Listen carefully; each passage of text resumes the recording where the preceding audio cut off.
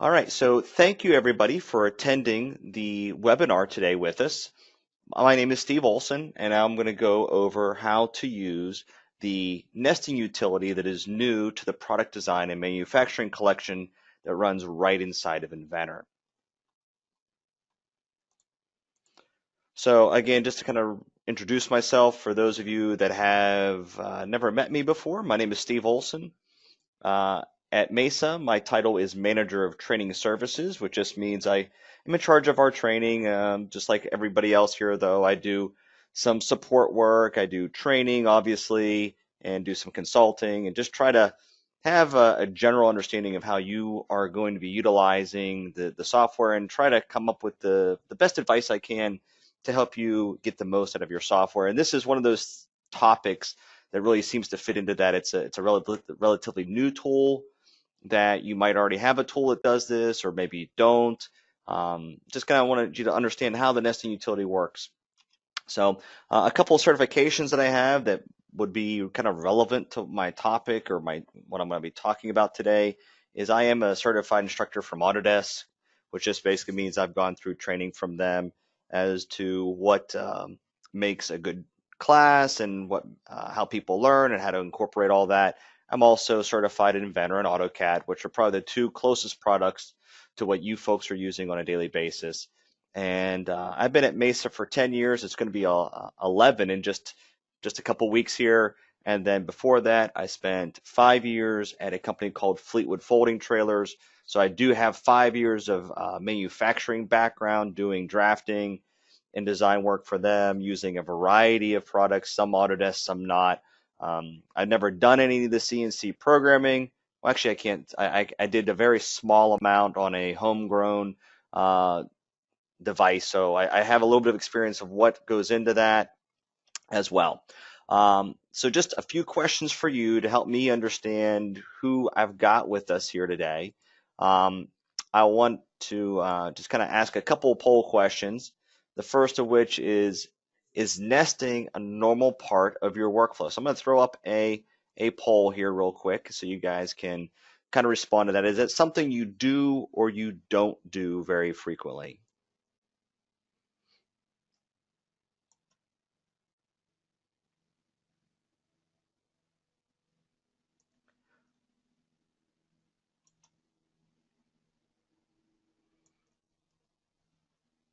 Okay, we got a variety, we got a little bit of a mix here. So I'm going to close the results, and I'll share the results there that you can see. Most of you are already doing that right now. Some of it about a 1/3 to 2/3 difference. All right, so let me kind of go back. Let me close that. And my next question for you would be, what are you using for nesting right now? And so I'll just kind of understand what you guys are using. So let me kind of throw up another poll here. I kind of just grabbed or kind of pulled from some of the names that I've heard you guys use before, and just wanted to, or like as I've been out with customers, I've heard people say Sigma Nest, I've heard Pro Nest, I've heard some other things. I just want to see what people are using. So it seems like most people are using besides something between besides the Sigma Nest, Pro Nest, True Nest. But I'll give you just another couple seconds here to vote or to kind of register your information.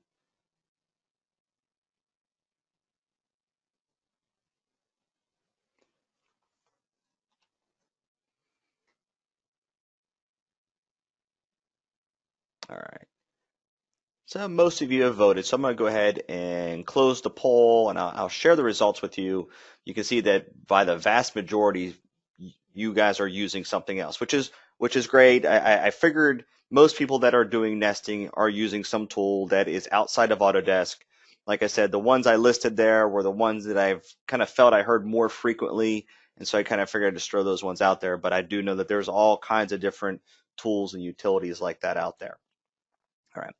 So what I want to get into here is just kind of some objectives of what I want you guys to see. I want to introduce to you the nesting utility, what it is, how to get to it, how it works. I want to explain some of the requirements when you're dealing with a sheet metal file and maybe wooden or standard components, what that would look like, discuss what the material process library is, demonstrate how to generate a nesting study, and then kind of a little bit of a bonus point here, or a little bonus topic, is how to export this out to HSM or CAM. And then actually, if I go into that HSM, I was going to create a really quick toolpath on those. So you'll see a little bit of a hint of what HSM can do. I'm not a huge CNC programmer. Like I said, I have a very, very small, very specific background in that. So I'm not the most experienced person. So the Inventor Nesting Utility. So it's included in the Autodesk Product Design and Manufacturing Collection, which from my experience is what the vast majority of our customers have been purchasing. Most of our customers are manufacturers, and they're using Inventor as their main, what Autodesk sometimes refers to as a hero product, or one of their main products. That's Inventor's the main part of that package that most of our customers are using. Some folks are using AutoCAD or a mixture of both. And so that it's included in that same package. It basically is an add-in that runs right inside of Inventor, so you don't really have to leave the program or do anything like that. You can stay right in the same software that you're using right now. It is automated true shape nesting, so it's actually grabbing the shape, and it understands the shape of it, and it understands how to sit these things together as best as possible. It's capable of running with sheet metal, standard components, and sketch-only components. When they first introduced this, I believe they introduced it in 2018, if I'm not mistaken. It was only compatible with sheet metal that had a flat pattern inside the file. They've actually expanded that to be compatible with any component and components that are just sketches. So that's kind of an interesting twist on it. And there's some special things we need to be aware of when we're working with these different situations. When we're done, we can export to a DXF that we could put into some other CAM package, depending upon what you're using, or we can export it to a 3D model, which can stay in Inventor and we can use in our HSM. It also gives us a nesting efficiency comparison, so we can take a look and see how efficient that nest is. So the general process here, how do we go about creating this? The general process is we build an assembly as we normally would, and then we can pick and choose components that would not be in a nest. You'll see me do that here in a little bit. In the case of this cabinet, which is going to be my second example, that door assembly might be something that we buy in. And obviously, we don't want it to pick up the hinge to it. We don't want it to pick up the handle, any screws that go into it. So there's going to be some things we don't want nested. One of the changes that they made is when they've introduced the ability to do standard components, it now can find the entire assembly, and we need to be able to identify things that we don't want nested, because there's going to be things that you buy or aren't going to be manufactured the same way as maybe these other components. Once we have all that, it will bring all the files in, it'll kind of bring them in, and then we can tell it to generate the nesting study. We'll get something like that image in the bottom right-hand corner where it lays out a couple pieces. It tells us a sheet, it gives us a percentage of the sheet that we're using. It'll give us an efficiency rating, how many parts are in it, and so on and so forth. And again, we would review our results, and then we would export to, again, either that DXF that I talked about, or exporting to a 3D model. And again, either one of those are going to end up being what you end up using in, I'd say, probably your CAM package to end up laser cutting this or routing this out of whatever the material would be. So a few requirements. There's a few scenarios here that I want to help you understand exactly what you need. Because for me, a couple of these kind of took me some time to kind of figure out and kind of get myself past these. So if you're using a sheet metal component, you have to have the flat pattern generated. Even if it doesn't have any bends or folds in it, you still need to have it generate the flat pattern, because the nesting utility is programmed to look for certain things. And again, the flat pattern inside a sheet metal component is what it's designed and basically told to look for. Now, if I'm working with a standard component, and this is the thing that probably gave me the biggest headache when I was trying to just dive in and kind of figure this out. is if you're working with a standard component, it can only use one feature out of that model tree as the nesting feature. So for me, if you think back to that cabinet I showed you just a minute ago, typically how I would do the front would I'd be create one big extrusion that is the height and width and the thickness of that cabinet front. And then I typically would go back in and I create a sketch for maybe the door opening and another one for the drawer, the shelf, whatever the upper part is. So that's what I was doing initially, and it was only getting one feature. And it took me a little bit of time and research to realize that there is a setting in there that I have to identify which feature is going to be nested. So it's going to, in this case, I had to model this component up a little bit differently. So instead of doing 3 features like I would normally have done, I had to model it up all as one feature. And I'll kind of show you that when I get to doing that example. Standard components also need a thickness parameter because the sheet metal has that sheet metal rule that dictates the thickness. We kind of need a comparison or something comparable to that in our standard components, and it will create a thickness parameter there, and there's ways that it will ask for that if it can't interpret that, but it's using that parameter. Then when we go into our nest, it says, okay, well, this is, this material, it's so thick, it knows which groupings to put this in based off that thickness parameter. And then components that shouldn't be nested can be identified in the right-click menu of an IPT or IAM. You just right-click on them and you say exclude from nest as well.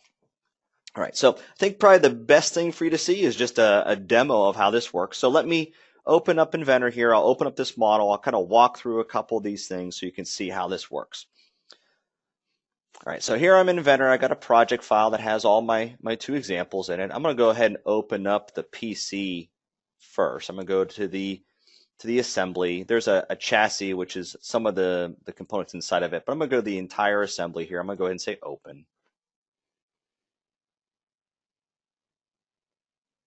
And as I'm working on this stuff, guys, if you have any questions at all, feel free to type them into either the question or the chat panel. I'm going to try to keep an eye on those as I work through this. So if you have any questions, by all means, please feel free to enter them into the chat or the question panel. All right, so here I have an assembly. What I'm going to do is in the PC chassis, if I open this up, you'll see that there's these little rubber feet at the bottom. I'm not going to want those things nested. So if I open up one of those guys in this menu here, if I right-click at the very top, I can go to exclude from nesting. So it's not going to nest it. And because I'm putting it in the IPT, all the occurrences of that are going to get picked up. So that's the one thing here. Open up the file, right-click, exclude from nesting. It won't be nested. I'll save it, and I'll close that one. Same thing with this front piece. I don't want that nested. So I'm going to go ahead and open it up and then set the same option there.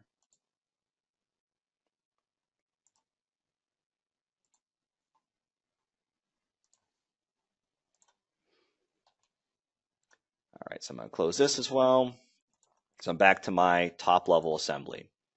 So now there's 2 ways to begin a nest. I'm going to show you one way with this example, then I'll show you another way with the next one. So what I'm going to do is if I right click on the top line item here, you can see I have create nest. So I'm going to go ahead and just say create nest, and it will then ask me, the dialog box popped up on my other screen here, it will ask me which template to use. These are in millimeters, so I'm actually going to make sure I pick a normal or a standard millimeter one here. So actually here's a normal millimeter nest. I'll say okay, and I'll get my nesting to open up here. So when I do that, it's going to automatically connect to my sources. And again, it's this dialog box popped up over there. So I'm going to bring it back over here. So it's going to begin extracting the files from there. It's going to look through there, trying to find the ones that are identified as things that it should be generating and putting in a nest. And one thing that's also interesting to point out is my process material library, where I have the materials defined, really didn't have everything. It really just had a generic one in there. But I wanted to point out here and one of the reasons I'm showing you this way is the fact that you'll notice that it is kind of figuring out mapping. So if it doesn't have the right material, it will figure out a mapping for that to a material with the right material thickness. So I'll go ahead and say yes to this. And it's going to keep extracting here. Once it's done, I can go ahead and say OK, and it will then begin bringing the files in. That won't automatically generate the nest just yet. It's basically bringing in. It will then present to me how many files I have here, so I can kind of get a look at what it's going to try to then nest, and then I'll hit another button to create the nest. So it looks like everything's extracted and ready to go. So I'll say OK. And you can see here's all the components it found in that assembly that it thought it should nest. If I want to add something from another assembly, I could very easily hit sources, source files, and then it would give me the very typical open dialog box. I could pick on something else. So even if your component or a list of components haven't been assembled into assembly yet, you don't need that. You can just start one here, just add file, file, file. I can see this back bracket has a little bit of a warning message. I've done this example enough times that it has trouble with this one file in terms of the profile. It seems to not want to be closed for whatever reason. There's a lot of fine details here. So I can actually just tell it to delete that from the listing, and we'll go ahead and say OK here. All right, so I've basically got everything that I needed. And if I look at my process material library, again, it generated all the different materials that I could potentially need. In the next example, I'll actually create the materials ahead of time so you can see how that one works. But just for right now, if I look at a material here, you can see I can say what the material is, the thickness, what category it falls into. Under packaging, I can set up the length and width of that material, and then also the costing. And then the nesting is basically getting to what kind of rotation adjustments I can allow it. Is there a particular material grain and what direction that is? The item separation here is somewhat important. Whenever we're doing this, we're going to have to be mindful of how much separation we need between components for either our laser cutter, or if we're going to do milling. That item separation will be somewhat critical. When I was kind of learning the nesting utility, I found that my parts didn't have enough separation for my bit to run between the components, and I found, oh, I didn't have the item separation set right. Figured it out and went from there. But that is one somewhat critical item. And again, the process material libraries will allow you to look at that information. All right, so I haven't really quite created the nest just yet. So I'll hit create here, and it's going to bring up a dialog box here. A couple key elements to this is at the top here. How many do I need? Am I going to make 3 or 4 of these? And do I want to try to get them all figured out into one nest? Am I going to be doing more than one layer? Am I going to maybe be able to do 2 or 3 layers of material at one time? But right here, everything's kind of being brought in, just kind of confirming some things. So I'll go ahead and say OK, and it will then begin creating the nest.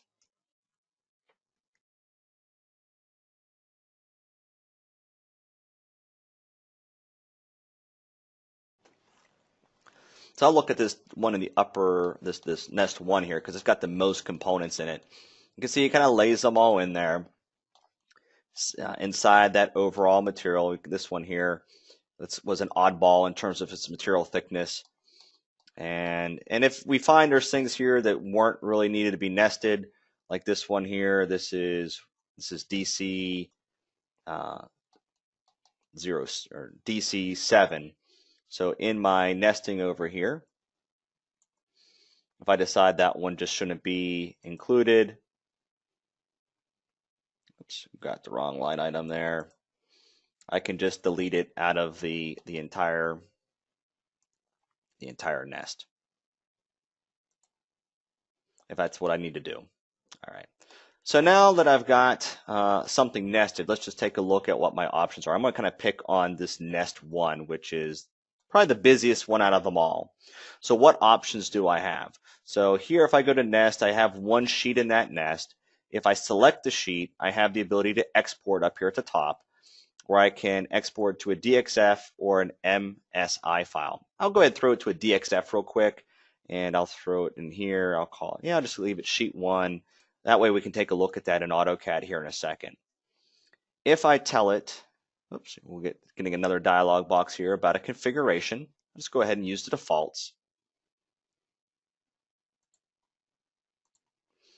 If I wanted to, I could also create a 3D model, like I talked about before.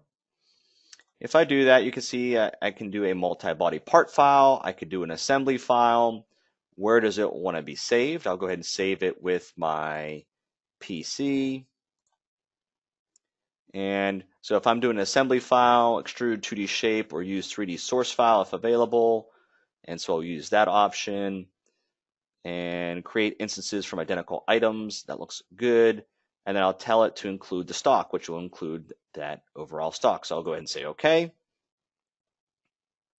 And it'll bring, let's see, where'd that go? Actually, it created it. I didn't open it yet. But let me real quickly here, let me open up the AutoCAD file just so we can see what that looks like.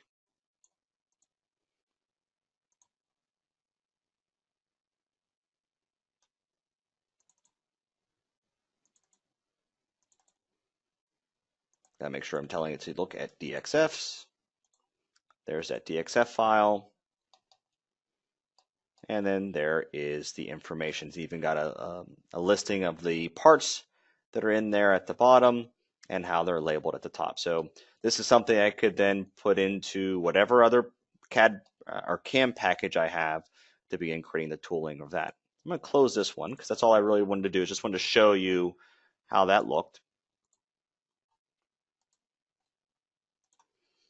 Now back here in Inventor, if I go to open my 3D CAD model, let's try that one again here. It didn't quite open it last time. And of course, Inventor decided to crash on me. So just give me 1 second here, folks. I'll cancel that and relaunch my Inventor.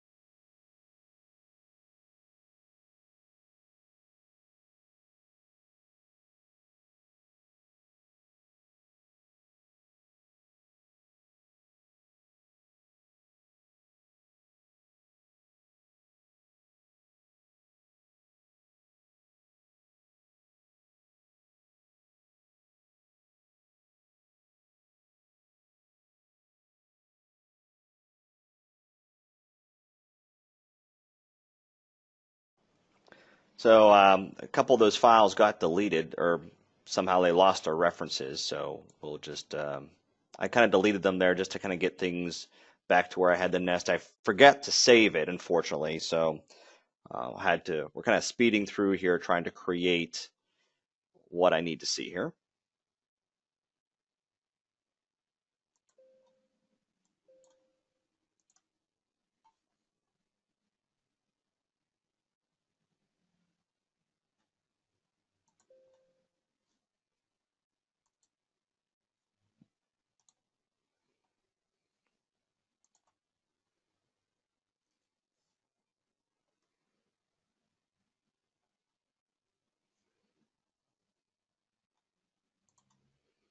There we go. Let me save it this time so I don't lose anything. Put it in my PC folder here. Tell it to create the nest just like last time.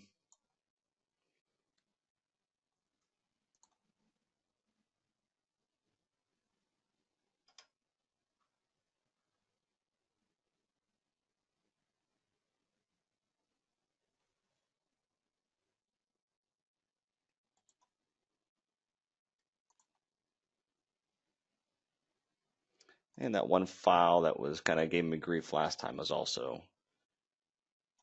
All right, so now we've got this nest again. So this is where I was before.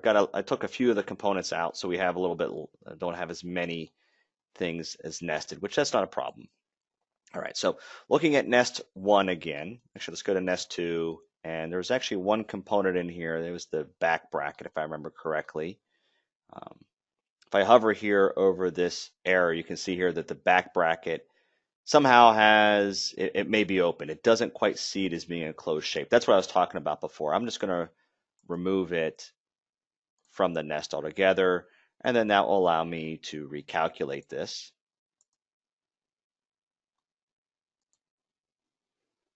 And that way I shouldn't have the error message. Yeah, I don't have the error message this time. So now I have this. So I showed you last time how I could export this. Let me export this to a 3D model, and we'll take a look at what that gives us then. So I'll tell it to create a 3D model, assembly file, workspace nesting PC, and go ahead and say that.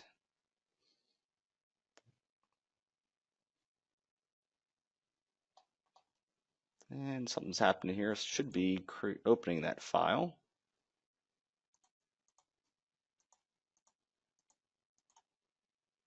I'm not seeing it. Well, something weird's happening. I'll just go to a multi-body part file. That would be just as easy.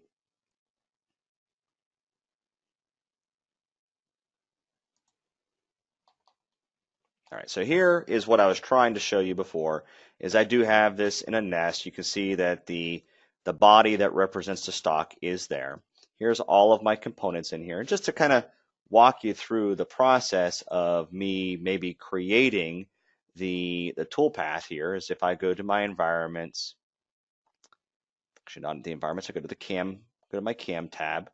What I'll have to do is I'll have to create what they call a setup, which is basically defining what type of operation I'm going to do and my stock and things like that. So here for operation, I'm going to set it to cutting. Model orientation is good. I'm going to set my origin to one of my stock box points. Set it to this corner right over here. And there we go. The stock itself, it's going to try to make a relative size box. I'm going to say pick from a solid, and I'll pick that stock that was already there. So now I can create the 2D profile, and I can say what type I'm going to do. I'm going to do a laser cutter. You can see here that the kerf width is 2 millimeters. I can even set that down. Maybe I'll set it down to 1. I know some of these small little cutouts in here are pretty small diameter or small sized. So I want to make sure I have that as small as possible here. It may not get some of those though. We'll be fine. Oops. Forgot to select my contours. And we'll go ahead and pick these faces, and it kind of got them all there. So I'll say OK. And now, once it generates the toolpath, I should be able to simulate that. So I'll just quickly simulate what my toolpath would be. I can tell it to show my stock, and if I want to show it transparent, I can hit play here, and you'll see what the toolpath is going to look like.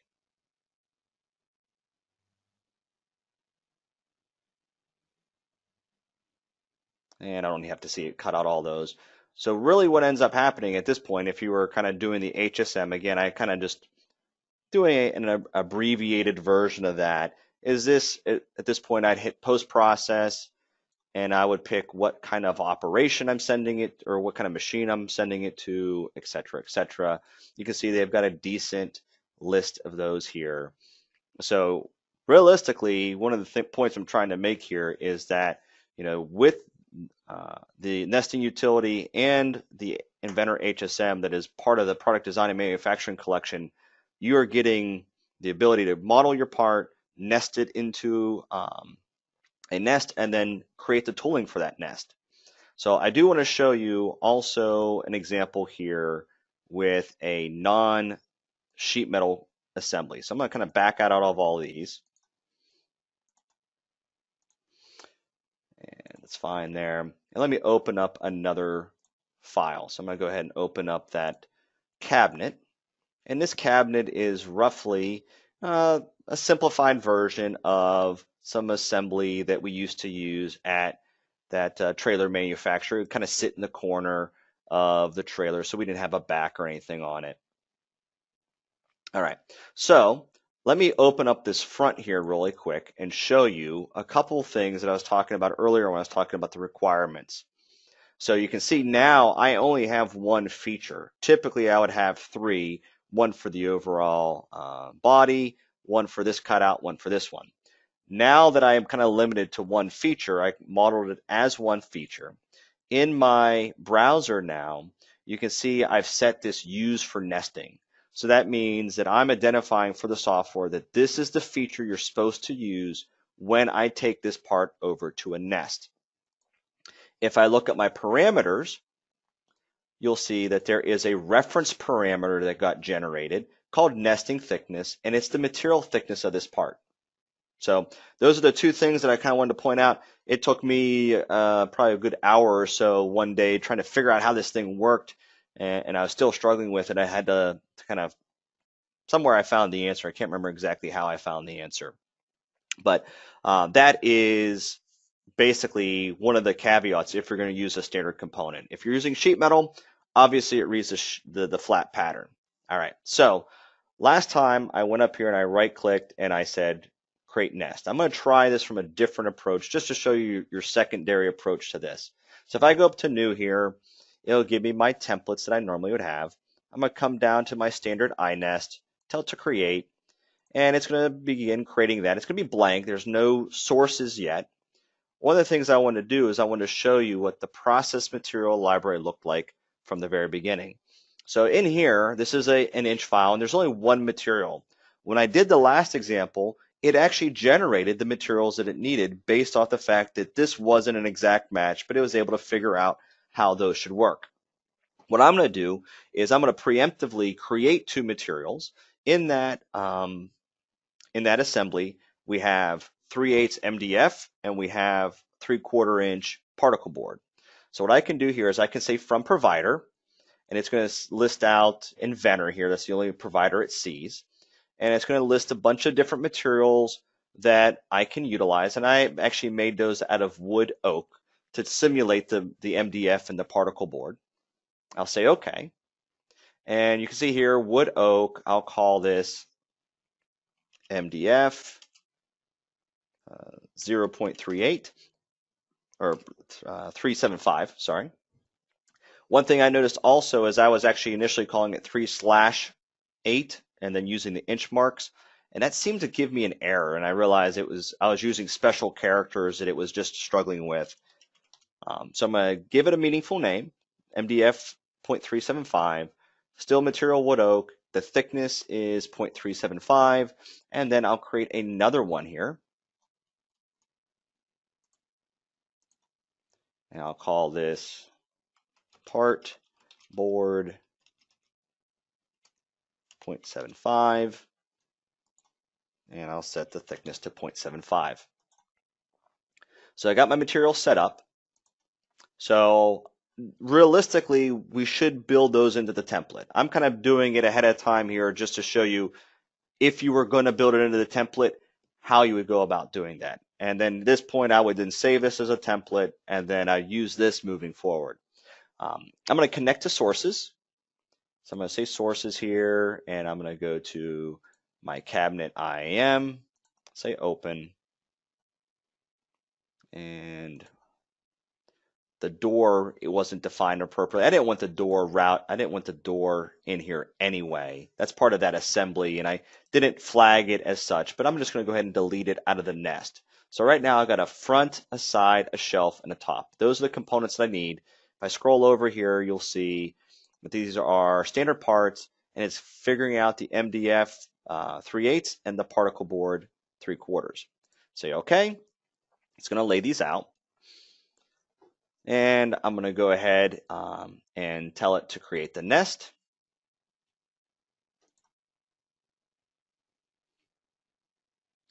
Now, one thing I wanted to point out about this nest here is that this side actually has one finished side and the other side's not quite finished. So the software doesn't quite understand that it can't flip this thing over. Initially, it was designed for sheet metal components. So it basically thought, hey, I can just, either side's up, whatever fits best. It's trying to fit that because these two edges are the same length. What I can do, though, is if I look at my nesting properties,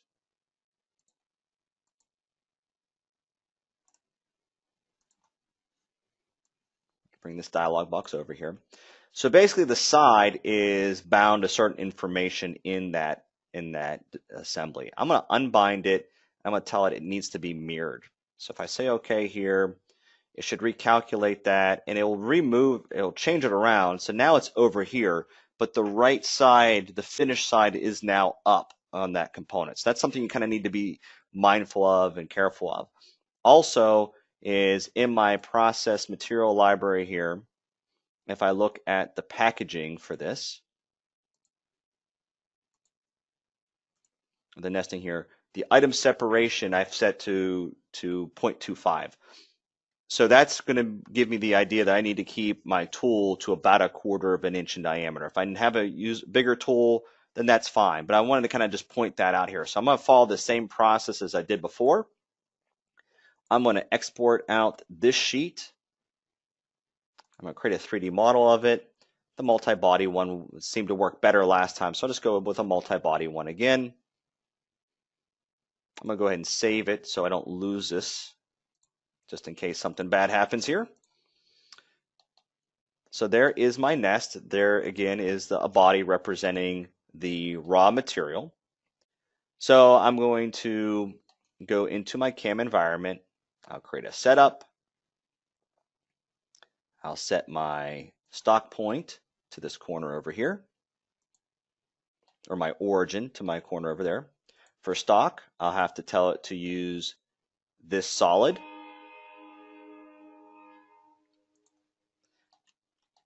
And I can now tell it I'm going to do a 2D contour with a mill.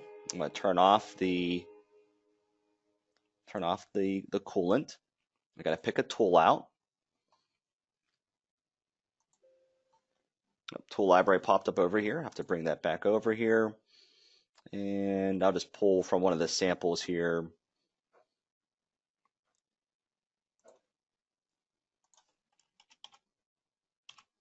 It's at 1/4 inch. Pick a 1/4 inch flat end. And again, I'm not being real picky here with what I'm picking here, just to kind of show you guys how this works. So I'm going to pick my contours, get the outside, the insides. So that looks pretty good. I'll generate that tool path, and then I'll quickly simulate it.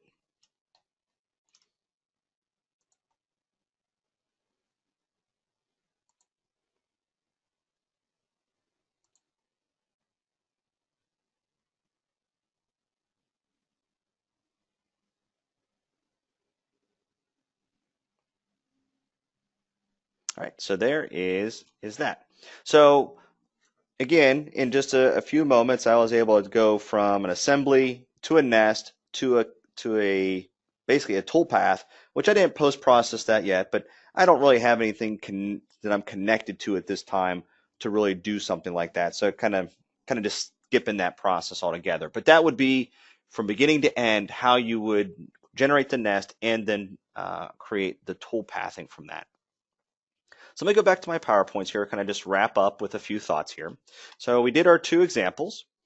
So just one other question for you. Is this, are you now interested in more training of this? Is this something you feel like you've done, you saw enough? Is this something you think you would utilize? So I'll just kind of just throw this one poll out there for you here real quick.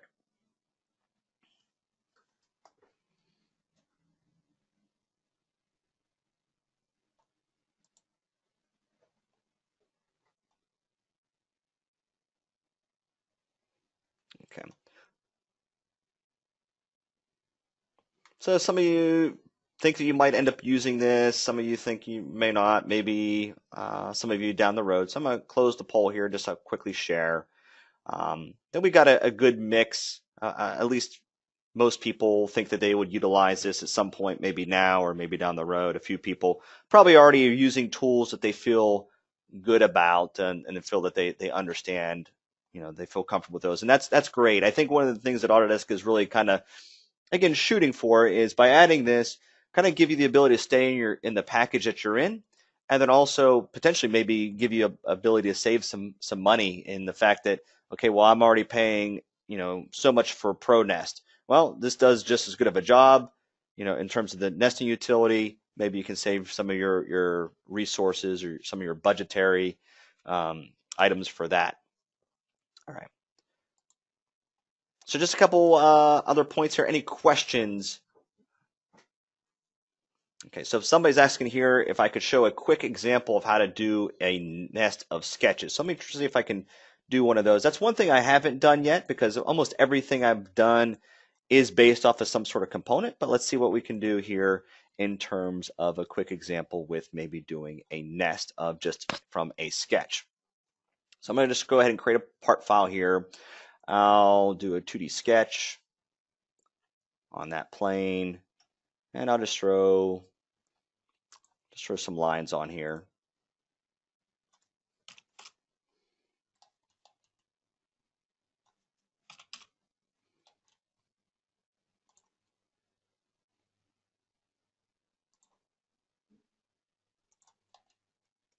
Just fully constrain this in just a second here.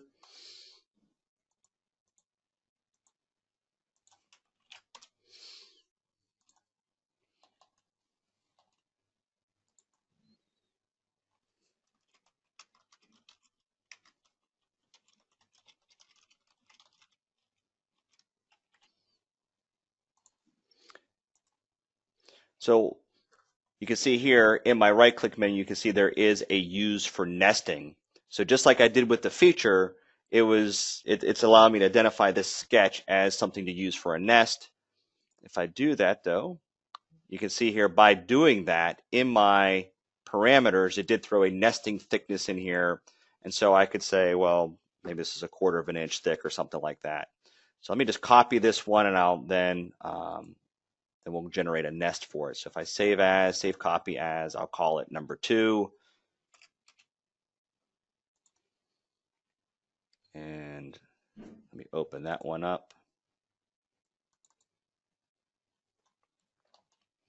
So I'll change the size of this.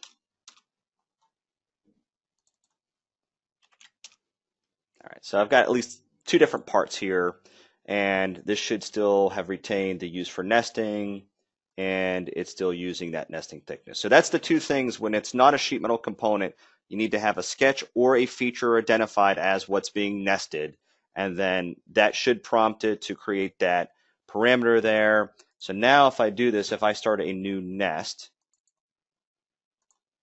I should be able to select those source files. So nest from sketch 1 and 2. And I didn't have a material. Again, I'm kind of just letting it create the materials on the fly. I haven't really had much of a trouble with that. That seems to have worked pretty decently from what I've seen. Say okay here. It does pick those 2 up, and then I'll create the nest.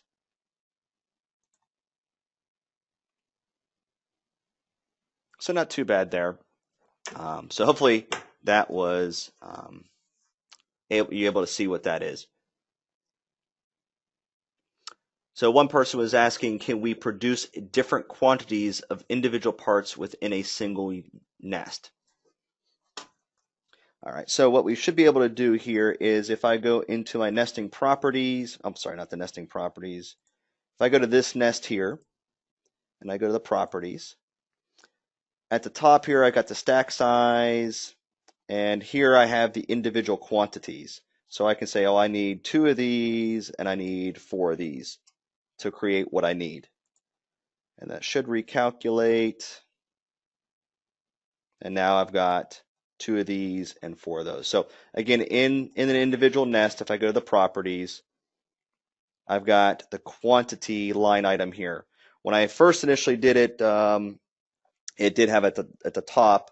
Actually, I don't even have an assembly here, so it really doesn't even have the ability to understand that. Typically, though, it would lock it or bind it to the quantity used in the assembly, but at any time we could override the quantity with what we've got there.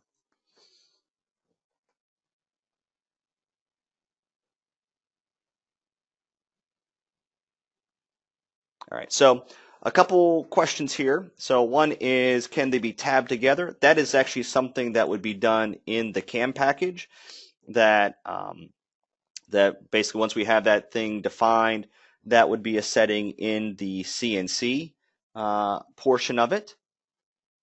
And another question here was, how does a change to one of these components affect the end result? So if I kind of go back over here to this, and let's say I just change this component. If I change this up to, let's say, 15, and that's kind of I'll change this angle down then. So and this is something I didn't quite cover yet, but basically I'm making a change to one of my components. I'll go ahead and hit save here. Then if I go back to my nesting, I better save this too real quick.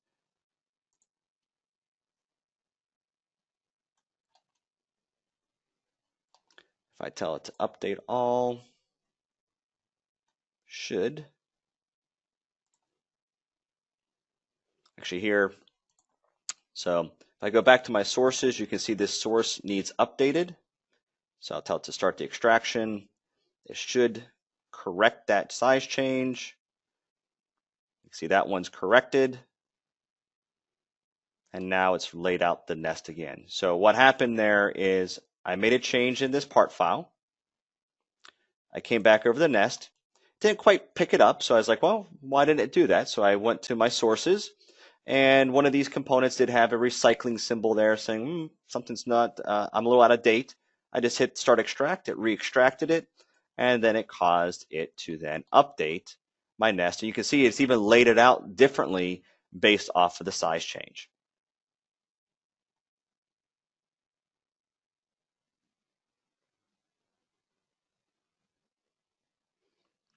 Okay, so a couple other questions here, just as I'm kind of going through these, see which ones I've answered. One last one here is,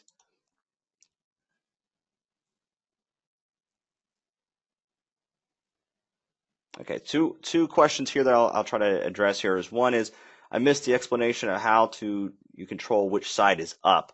Unfortunately, in that case there, it kind of automatically interpolates which side is up. But what I was able to do in my actual nest, here if I go again back to my nesting properties,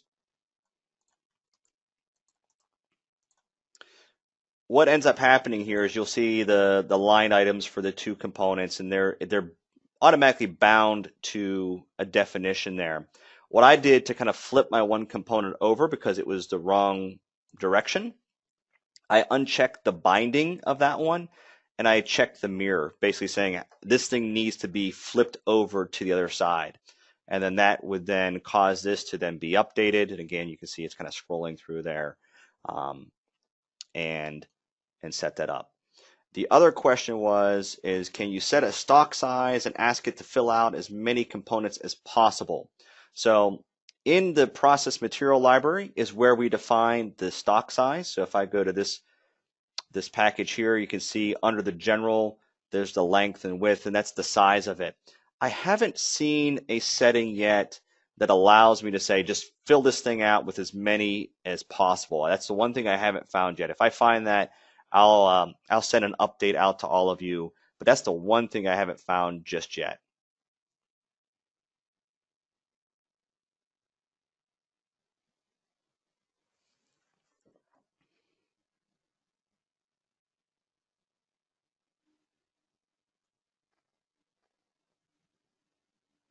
Okay, so there's another question here. If we have multiple types of shop machines that operate differently, how would I change / update the nest based off the machine I plan to send it to?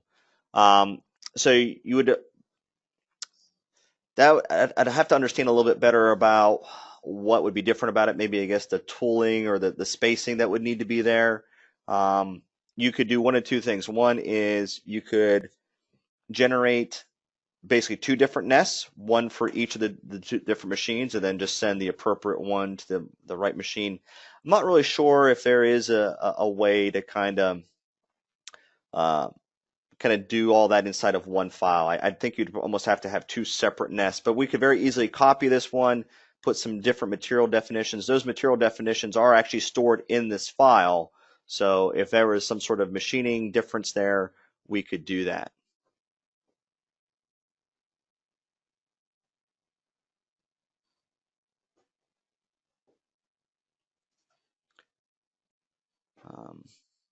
There's another question there, why the items 2 shifted to the left and then this nest, wouldn't that be more efficient nesting? I think I see what you're talking about, but in this case here, I think that it sees that it can line up these two edges. I'm not sure of the algorithm that it uses for that. So that's something that because I'm not the programmer, I'm not sure exactly how it would identify the best location for that. I do see what you're talking about there, but unfortunately, I don't have a very good answer for that because I didn't create the programming.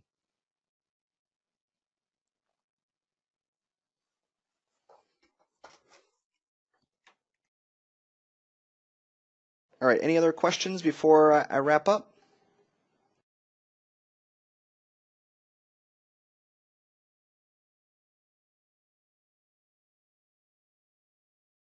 All right, I want to thank you all very much for attending the webinar. Thank you all for those great questions at the end. That's really good information, really great questions, and thank you all for participating in that. One last little thought here is we do these webinars once a month on different topics, and if you want to know ahead of time or whenever we get one set up and scheduled, if you want to know what that is, please sign up for our mailing list. That can be done right from our webpage at mesa-cad.com. And I believe it actually even gives you a splash dialog box to sign up. But if not, you can go to the /signup.html, and that should give you the ability to sign up for our webinars. I know Jared is trying to plan something for next month. I'm not sure if he has a plan for that, but as soon as we have that sentence and ready to go, you'll hear about that. Again, thank you guys very much for attending. If you have any questions after today, feel free to reach out to me. And as if I find any answers to some of those other questions I couldn't answer, I'll let you folks know. But thank you very much.